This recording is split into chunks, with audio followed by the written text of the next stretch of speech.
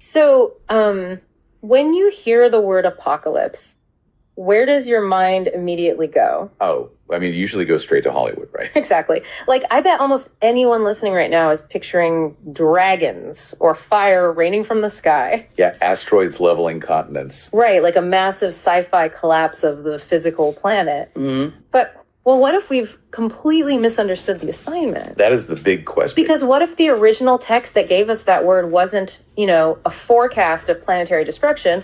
What if it was actually a deeply sophisticated diagnostic tool for the human soul? It completely flips the script. I mean, the dominant cultural narrative we have, it equates eschatology, which is the theology of the end of the world, with total physical annihilation. Right, total destruction. But today, in this deep dive, we are stripping away that cinematic layer. We really are. We're looking at a profound sociological and textual analysis that argues the book of Revelation is actually an X-ray of modern civilization's collapse. Which is just wild to think about. And incredibly, the physical locations it uses to map out this collapse, they're all sitting right there in the Anatolian region of modern-day Turkey. Yeah, the ancient seven churches of Revelation. Exactly. And to navigate this, we're pulling from two really fascinating sources today. Very different sources, really. Yeah, the first is a profound textual analysis called Revelation and Faith Tourism.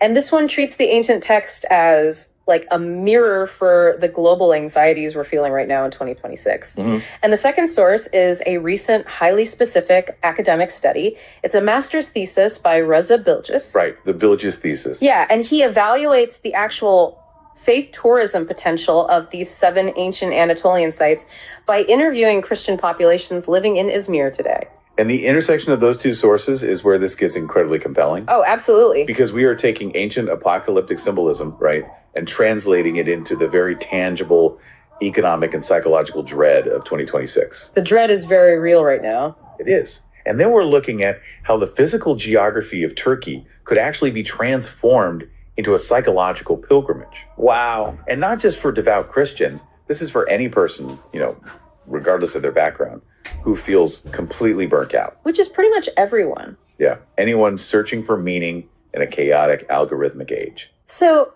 before we can even talk about a pilgrimage, I feel like we have to deal with this massive redefinition of the apocalypse. We definitely do. Because the foundational argument of our source text is that Revelation is not predicting the end of the world. Right. It is describing the collapse of a world. That distinction changes everything. It really does. It's specifically arguing that humanity is collapsing under the sheer weight of the systems it has built. Yes. It takes the text out of the realm of magical thinking and roots it firmly in sociology and economics. Which makes it so much more relevant to us. Exactly. Yeah. So let's look at how the source translates these ancient symbols into our current reality. Okay, let's unpack this. Take the famous red horse. The imagery is a rider taking peace from the earth so that people slay one another. See, most people hear that and just think, World War III, armies, tanks, literal kinetic combat. Right, but the source text points out a crucial nuance in the mechanism of that symbol. Okay. The text doesn't say war was created. It specifically says peace was removed. Wow. Okay. So we have to ask, sociologically, what is peace? It's a good question. It is not merely the absence of a military conflict. Peace is the fundamental trust holding a society together. Mm-hmm. It is a population's belief that tomorrow will be stable. It's the integrity of institutions, the fairness of justice systems, the ability of a community to function without fracturing from within.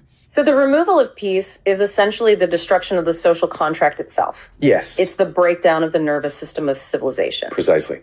And look at how modern conflicts operate. The text draws a direct line to our 2026 reality.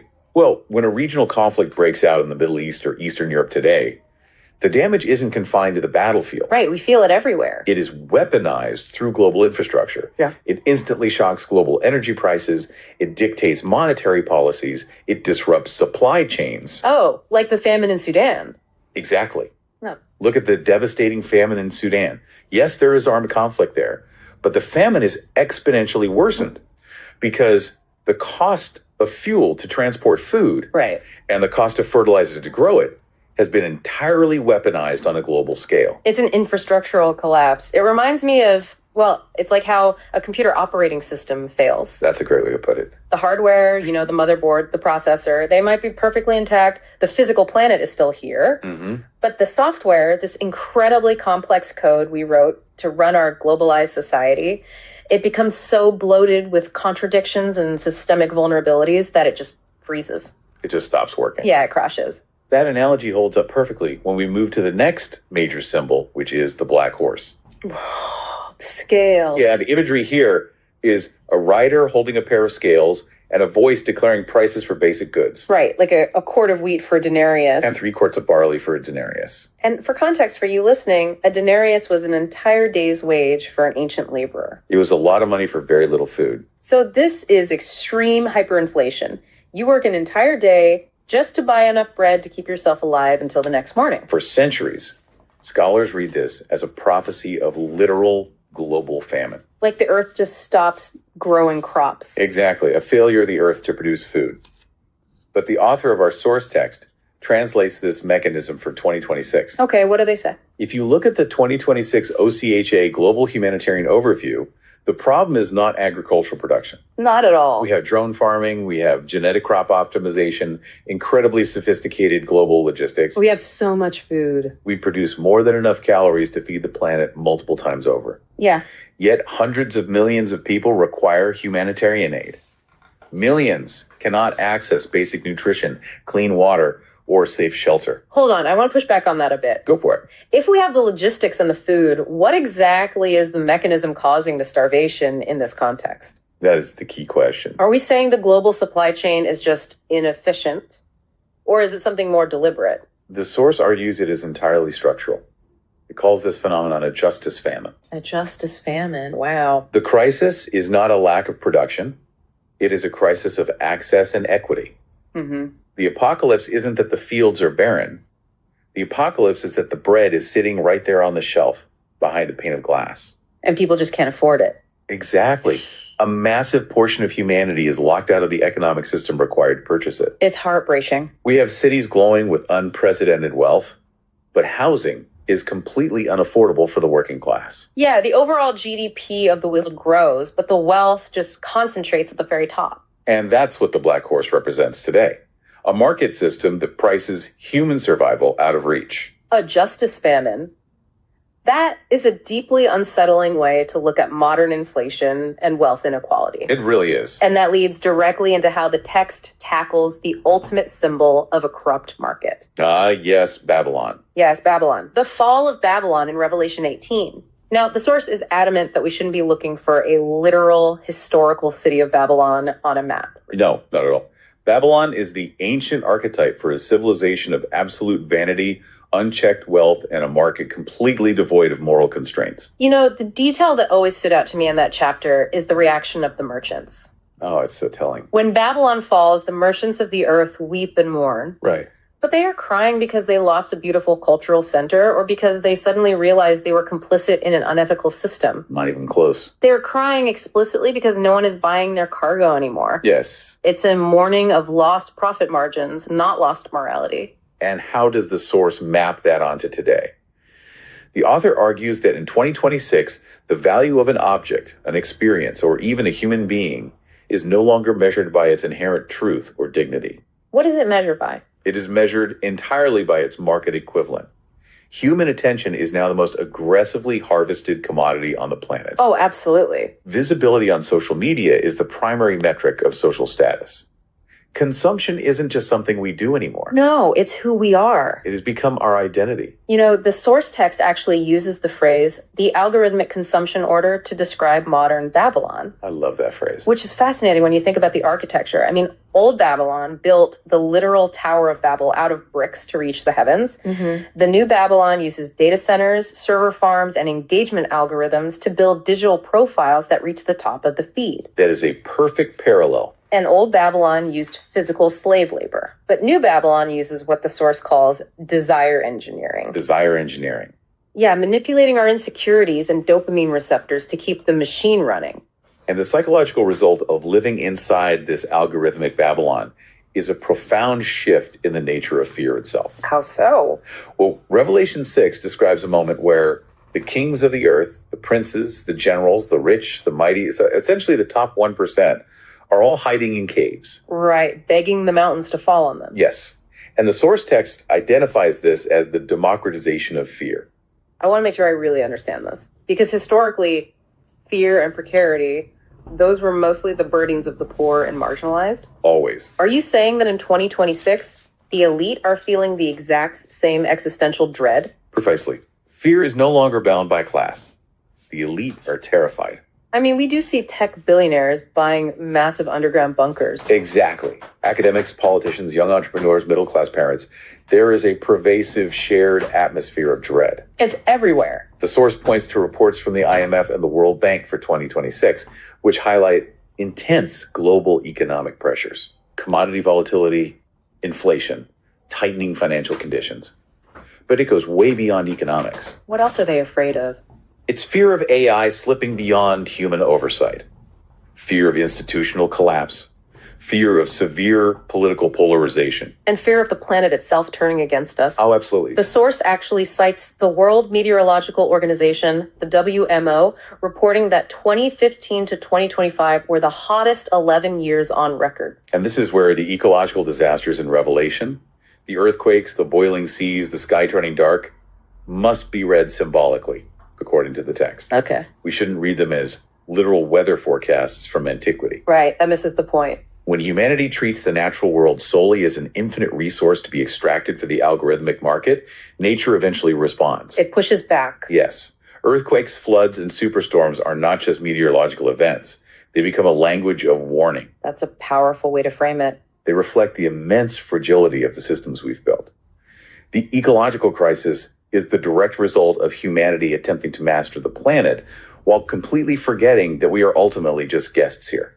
The author describes this constant state of dread as a continuous apocalypse psychology. Mm-hmm. We aren't waiting for a singular catastrophic event anymore. The disaster is already living in our pockets. It really is. We get a news notification about a supply chain failure, then a stock market crash, then a climate anomaly. It's exhausting. We are constantly marinating in the anxiety that the system is teetering on the edge.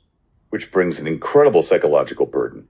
And this is where our deep dive pivots from the abstract diagnosis to the concrete physical geography. I was hoping we'd get here. Because the book of Revelation didn't just offer abstract symbols like horses and dragons. Okay. It offered a highly specific physical diagnostic map to understand this collapse. Right. Chapters 1 through 3 of the text are actual letters addressed to 7 real historical cities. Very real places. And all 7 of them were located in the Roman province of Asia, which is geographically entirely within the borders of modern-day Western Turkey. Yes. You have Ephesus, Smyrna, Pergamum, Thyatira, Sardis, Philadelphia, and Laodicea. And this wasn't a random assortment, right? Yeah, They no. formed an ancient postal and trade route. And this geographical reality is the foundation for our second source today. The master's thesis. Yeah, Reza Bilge's thesis, evaluating the faith tourism potential of these specific sites in Turkey. Right. Bilges looks at this astonishing historical and spiritual real estate in Turkey and asks a vital economic and sociological question. Which is?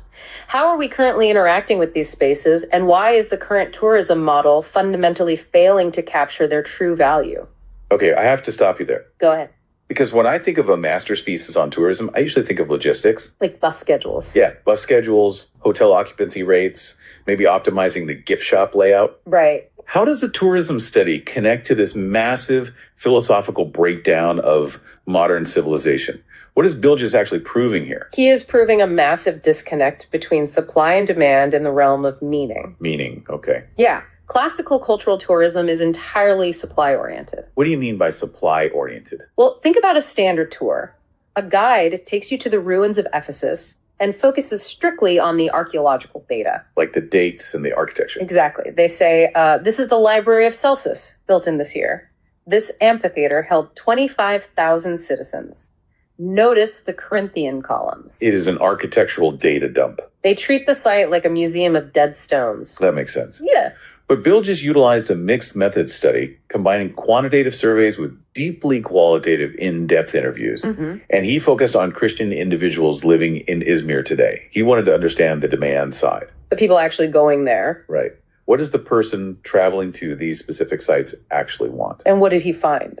The data revealed that these visitors do not view themselves merely as tourists. They don't. No, they self-identify as believing individuals. Believing individuals. That's a huge distinction. It is. They are seeking a profound spiritual and psychological experience, not just a historical lecture. So they aren't there for the masonry. Yeah. They are there for the soul of the place. You want to know the internal struggles of the people who walked those streets 2,000 years ago. Yes. The thesis demonstrates that modern pilgrims demand theological literacy from their guides. They don't want the deep stuff. Exactly. They want to understand the socio-religious context of the early Christians, the intense spiritual gravity of the letters addressed to these cities, and how those ancient struggles reflect their own lives today. That requires a totally different environment. It does. They require an environment conducive to reflection. They actively reject the rushed, superficial, highly commercialized tour bus experience. Which is so common, unfortunately. Yeah, they're asking for a space to process their own inner lives against the backdrop of these ancient moral battlegrounds. And to understand why those specific sites offer such a powerful backdrop, we really have to look at the letters themselves. We do, because they are intense. Yeah, these weren't just polite readings. The letters in Revelation are devastatingly accurate critiques of institutional and individual decay. Mm-hmm.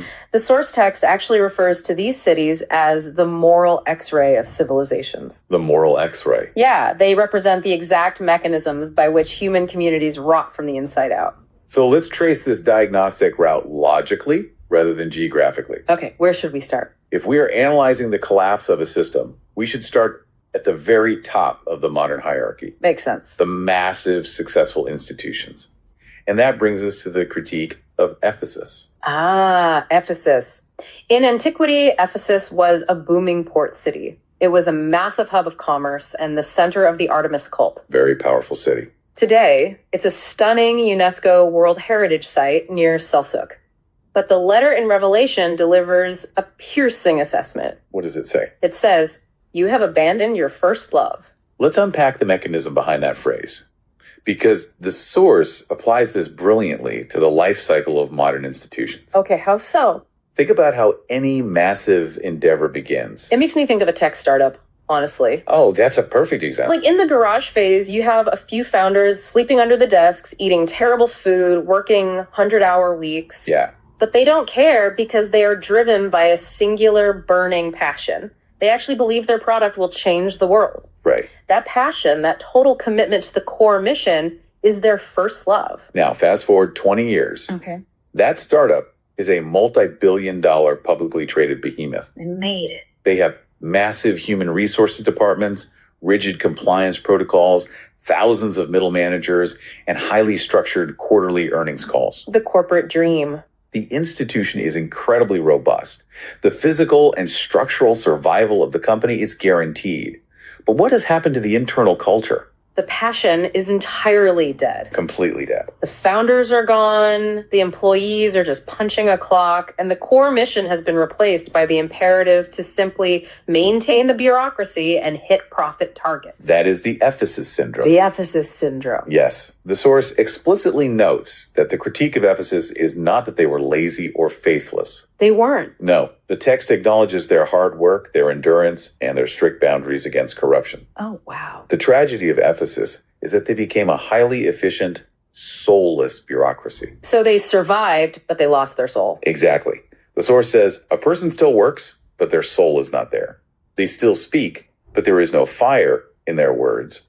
They still produce, but the connection to meaning has weakened. I can guarantee that a massive portion of our listeners, whether they are corporate executives, hospital administrators, or university deans, they know exactly what that feels like. It's a universal feeling in modern work. You are running the machine. The Right. machine is highly profitable, but you feel completely hollow. The duty remains, but the love has withdrawn.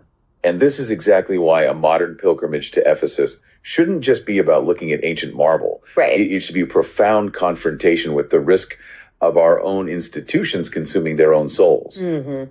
But of course, not everyone is running a massive, stable bureaucracy. Most people are just trying to survive in a chaotic, morally complex market.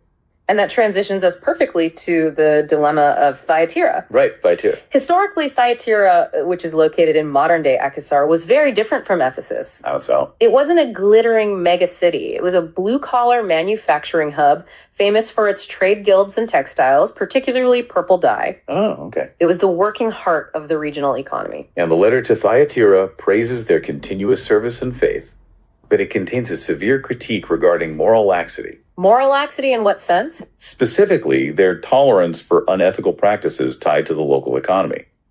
In the ancient Roman world, economic survival in a city like Thyatira often required membership in a trade guild. Like a union? Sort of. But these guilds were deeply intertwined with pagan rituals, unethical social practices, and systemic corruption. So an early Christian tradesman was faced with an impossible binary choice. Exactly. Do I participate in these corrupt guild systems to feed my family, or do I maintain my moral purity and get completely frozen out of the market? That is the exact dilemma. And how does that mechanism translate to 2026? I can see where this is going. The source frames Thyatira as the ultimate modern test of business ethics. The fundamental question is, can you scale a business and stay competitive in a globalized market without selling your soul to it? That is the daily reality for countless entrepreneurs today. It really is. You're trying to build a clean business, but you look at your competitors and see them cutting every ethical corner imaginable. They rely on massive multinational supply chains that exploit cheap overseas labor. Right. They ignore environmental regulations, effectively subsidizing their profits by polluting the local ecosystem. They utilize deeply deceptive marketing algorithms. Because they do all this, they're wildly profitable. Exactly. The pressure to conform is immense. It's overwhelming. The logic of the market dictates that if you don't adopt those same ruthless tactics, you will be outcompeted and destroyed. And that is Thyatira.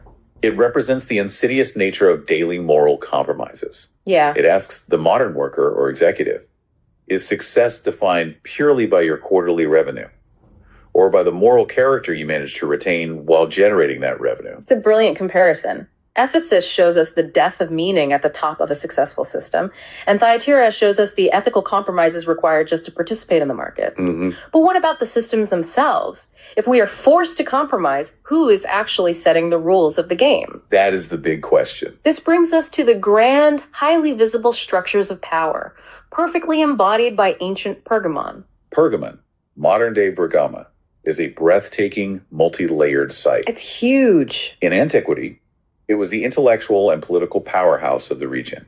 It was the center of the Roman imperial cult in Asia. Wow. It featured massive temples dedicated to the worship of the emperor and an acropolis that physically dominated the skyline. So it was very intimidating. It was the absolute crushing weight of state power materialized in stone. And the phrase the Book of Revelation uses to describe Pergamum is incredibly intense. Yes, it is. It calls it the place where Satan's throne is. Which sounds terrifying. Now, I want to clarify this because the source text is very careful to avoid a cartoonish interpretation. We aren't talking about a spooky chair in a dark room, right? Correct. The source rigorously contextualizes this.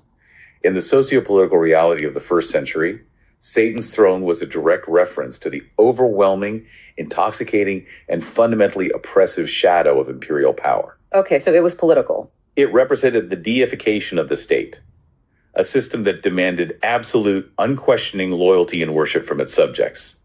So if Satan's throne was the Roman imperial cult back then, what is the equivalent mechanism today? Who or what is demanding our worship in 2026? The source identifies this modern equivalent as the beast. The beast. Yes. The faceless, massive systems of power that have slipped completely beyond human accountability. Oh, that's interesting. Think about the evolution of tyranny. In the ancient world, oppressive power had a face. Right, like an emperor or a king. Exactly. It was a specific emperor, a cruel general, a physical army at your gates. But today, the systems that dictate our lives are largely invisible and entirely faceless. You mean like data monopolies and algorithms? Precisely. It is an algorithmic ranking system that can demonetize and bankrupt a small business overnight with absolutely no human oversight. That happens all the time. It is an opaque, bureaucratic protocol that denies life-saving medical coverage. It is a high-frequency trading algorithm that destabilizes an entire developing nation's currency in milliseconds. It's terrifying. These systems possess godlike power over our daily lives, yet they are completely unaccountable. And the truly terrifying part is how readily we submit to them. We really do. Just as an ancient citizen of Pergamum was required to burn a pinch of incense and declare Caesar as Lord, we offer our own modern sacrifices. What kind of sacrifices? We surrender our privacy, our data, and our moral agency. When a massive layoff happens, or a community is devastated by a factory closure, the executives don't take moral responsibility. Yeah, they blame the system. They just shrug and say, the market dictated it, or the algorithm requires it. We have literally sacralized the system. That is the core of the Pergamon syndrome. It occurs when human beings engineer a system, whether it's a globalized financial market or a generative AI platform, and then that very system turns around and demands that we serve it unconditionally. We build the machine and then we bow down to it. Exactly. But surviving under the constant surveillance and pressure of that algorithmic beast requires a massive amount of psychological armor. I can imagine. You have to constantly prove your worth to the system. And that transitions us perfectly to the internal toll this takes, which is mapped out by the ancient city of Sardis. Sardis, located in modern-day Sart. Historically, it was the capital of the ancient Lydian kingdom. A very wealthy place. Famously wealthy, the birthplace of modern coinage, actually. But by the time Revelation was written, it was living on past glory. And the critique it receives is perhaps the most devastating single sentence in the text. I agree. What is it? It says, "You have a reputation of being alive, but you are dead." Ouch. When I read that line in the source material, it felt like it was written yesterday. You have a reputation of being alive, but you are dead. So true today. Is there a more accurate description of modern digital culture? Sardis is the ancient blueprint for the Instagram, TikTok, and LinkedIn hustle culture of 2026. It is the definitive diagnosis of the image society. The image society. Yes. The source explores how our current era is obsessed with what it calls visible vitality. Visible vitality. Everything we build is designed to look incredibly active and successful. Oh, for sure. Institutions launch massive PR campaigns, corporate brands project vibrant personas, and as individuals, we spend hours curating our social media profile. To present an unbroken narrative of success. Exactly. Success, happiness, and productivity. We invest all our energy into the exterior facade. But what is the mechanism happening behind that facade? Behind the facade is exhaustion, meaning loss, and deep ethical decay. Yeah. Sardis represents the terrifying chasm between image and truth. The ancient critique warns that appearing alive is fundamentally different from actually living. Wow. Being highly visible to the algorithm is not the same as possessing internal meaning. It's the influencer with 10 million followers and a perfectly curated aesthetic who is privately struggling with profound depression and isolation. Or the multinational corporation that spends millions on a marketing campaign highlighting their commitment to green energy while their core supply chain actively destroys indigenous ecosystems. Right. The reputation is vibrant life, but the core reality is rot. And trying to maintain that gap living under the crushing demands of the Pergamon algorithm while frantically maintaining the fake Sardis image eventually breaks the human psyche. It has to. You can't sustain that. You either shatter under the pressure or you completely detach and go numb. Mm-hmm. This brings us to the final segment of our diagnostic map, which focuses entirely on our psychological responses to this systemic breakdown. Okay. And those are Smyrna and Laodicea. Let's start with the response of those who are breaking. We move to the coastal city of Smyrna, modern-day Izmir. A beautiful city today. It is. This city is unique in the text because it doesn't receive a harsh moral critique. Really? Instead, it receives a message about enduring immense suffering, poverty, and systemic persecution. They are told to remain faithful even to the point of death. The source connects Smyrna directly to the modern concept of psychological and spiritual resilience. How so? It frames it as the ethics of bending without breaking. But we need to understand that this isn't the superficial corporate version of resilience. Like bouncing back from a bad performance review. Right. It's not that. This is about enduring profound systemic crushing without losing your core humanity. So in the context of 2026, who represents Smyrna? Smyrna represents the populations bearing the brunt of the beast's power. Okay. It is the displaced refugees holding on to their cultural identity in a foreign camp. It is the marginalized communities surviving under severe economic suppression. It is anyone who lacks political or financial power, but refuses to surrender their moral compass or their faith despite the overwhelming pressure to capitulate. That's incredibly powerful. Smyrna proves that deep internal meaning can survive, even when the external world is completely hostile.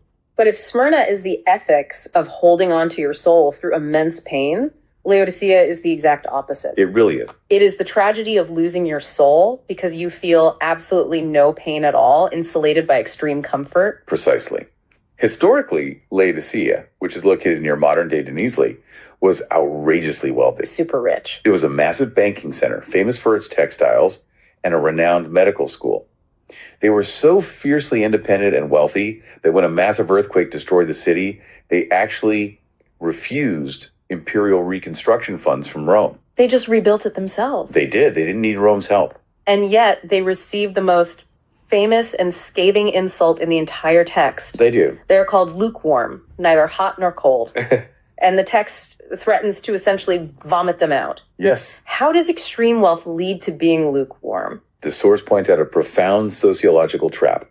Prosperity is not inherently a blessing. Okay, unpack that. When wealth and comfort reach a certain insulating level, they act as an anesthetic. An anesthetic. The citizens of Laodicea became completely self-sufficient, which led them to become spiritually blind, apathetic, and arrogant. They believed they needed nothing, and as a result, they felt nothing. I really want to push back on how we apply this today, though. Go for it. When we look at the modern individual scrolling through their phone in 2026, seeing a war in Eastern Europe, swiping to a famine in Africa, and swiping again to a climate disaster. Right. And feeling nothing.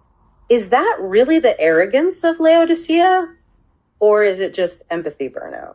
That is a phenomenal question. Are we choosing to be lukewarm, or is our neurological hardware just overwhelmed by the sheer volume of global trauma the algorithm feeds us? The source addresses this through the concept of inner revelation. Inner revelation. It argues that the modern manifestation of Laodicea is a combination of both. Yes, the algorithm bombards us, but the result is a collapse of internal meaning. A collapse. We have access to infinite data, but we lack fundamental truth. We have thousands of digital connections, but we are experiencing an epidemic of profound loneliness. So the numbness is a defense mechanism against the data overload. It is, but it becomes a toxic one.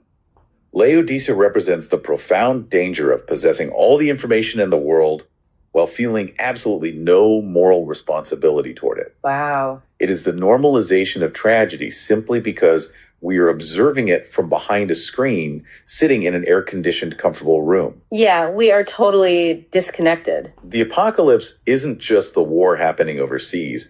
The apocalypse is the internal death of empathy within the observer. An internal apocalypse. The famine isn't just a lack of wheat, it's a famine of meaning inside the individual. Beautifully put. But we can't end the diagnosis on numbness.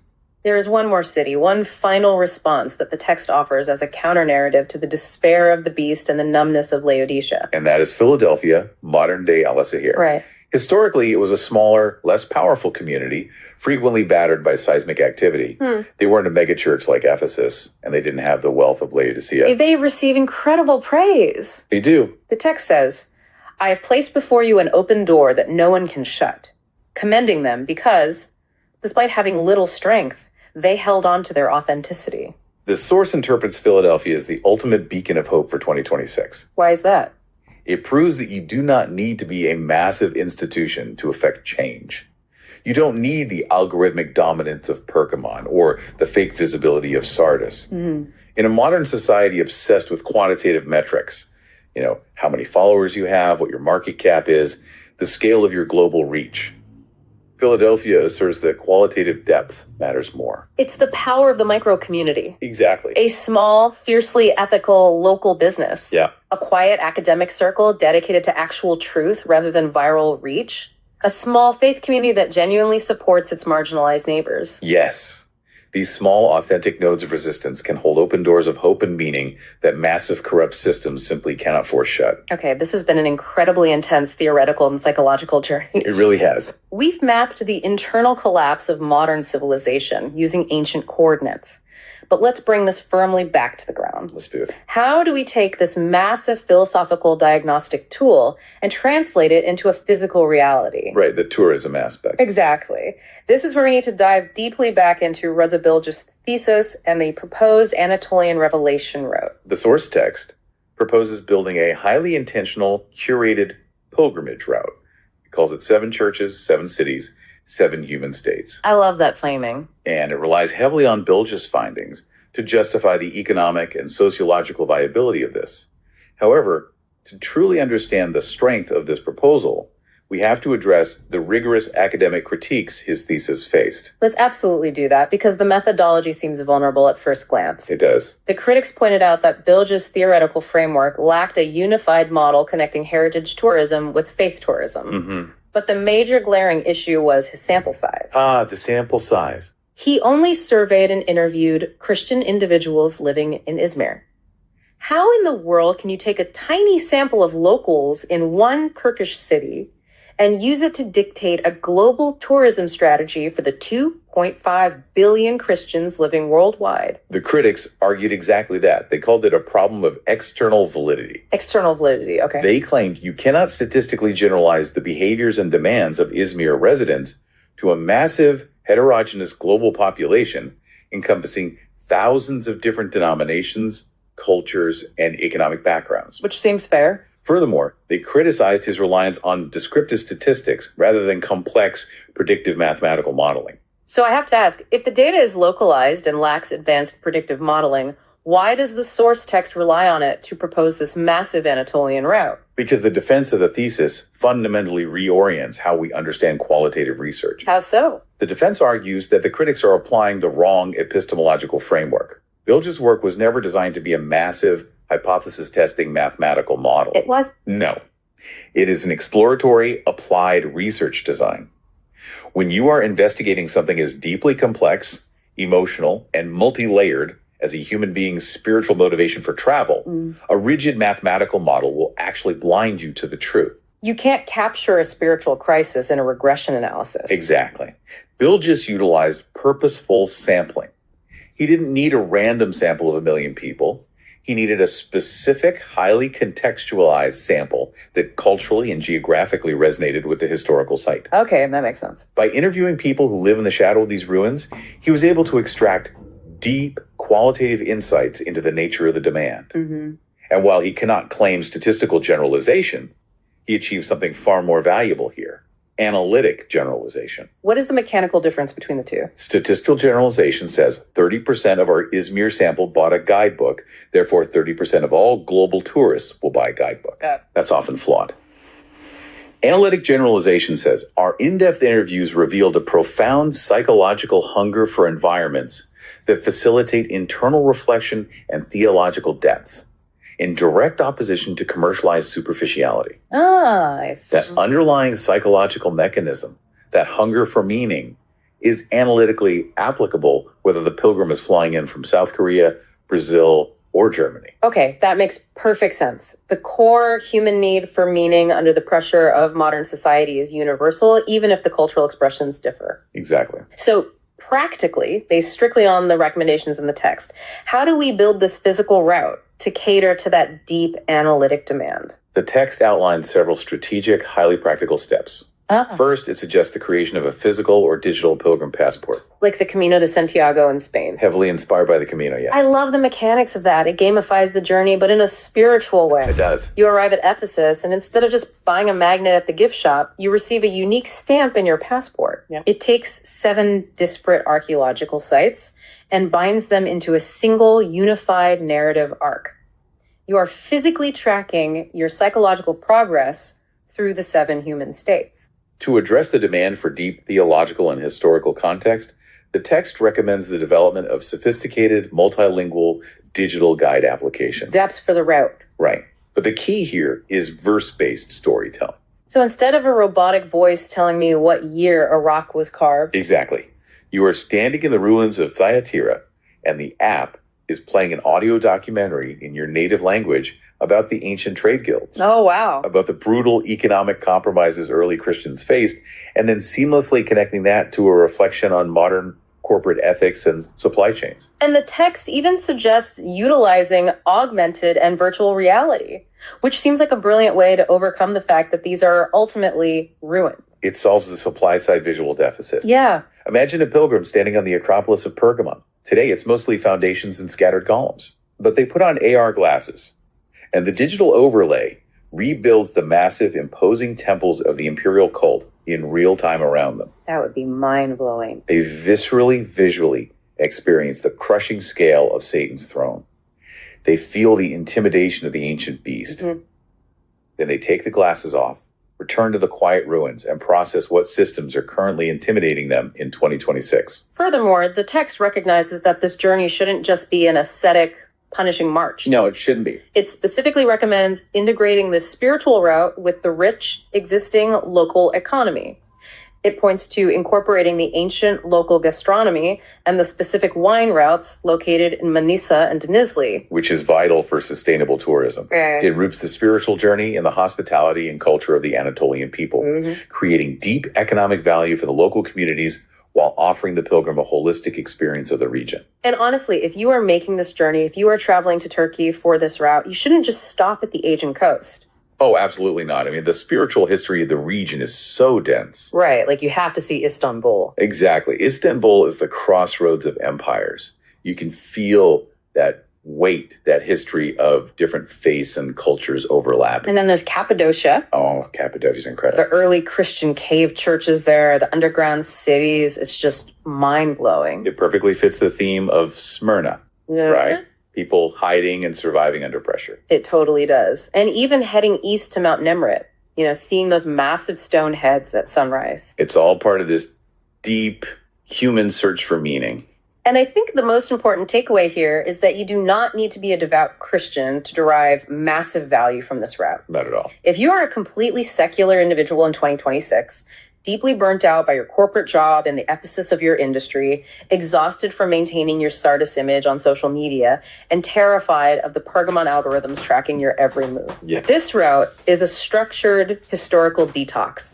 It gives you a physical space and a narrative framework to process the collapse of meaning. It allows every traveler to confront the three massive unresolved questions the source text poses as we approach the end of this deep dive. What are those questions? First, human power has expanded exponentially with AI and biotechnology, but has our moral conscience evolved to manage it? That's a huge one. Second, we have built sprawling digital empires and endless streams of data, but in the process, have we fundamentally shrunk our own souls? Wow. And finally, as the current algorithmic world order begins to fracture under its own weight, what is the new moral framework we will rely on to build whatever comes next? Those are the questions the ancient stones of Anatolia are demanding we answer. You really are. As we wrap up this deep dive, let's summarize the profound shift in perspective we've explored today. We've taken the book of Revelation, a text historically misunderstood as a sci-fi prediction of planetary doom, and revealed it as a highly sophisticated, shockingly accurate diagnostic map of our modern psychological and systemic collapse. The apocalypse isn't a dragon descending from the clouds. It is the slow, quiet erosion of our inner humanity under the weight of the systems we created. And yet, the ultimate message of the text is not nihilism. No, it isn't. The very word apocalypse in ancient Greek simply means an unveiling or an uncovering. An unveiling. The collapse of the fake systems, the fall of Babylon, the fracturing of the beast is necessary to uncover what is actually true. It forces us to see the truth. The text ultimately points toward renewal, but that renewal requires us to face the diagnosis first.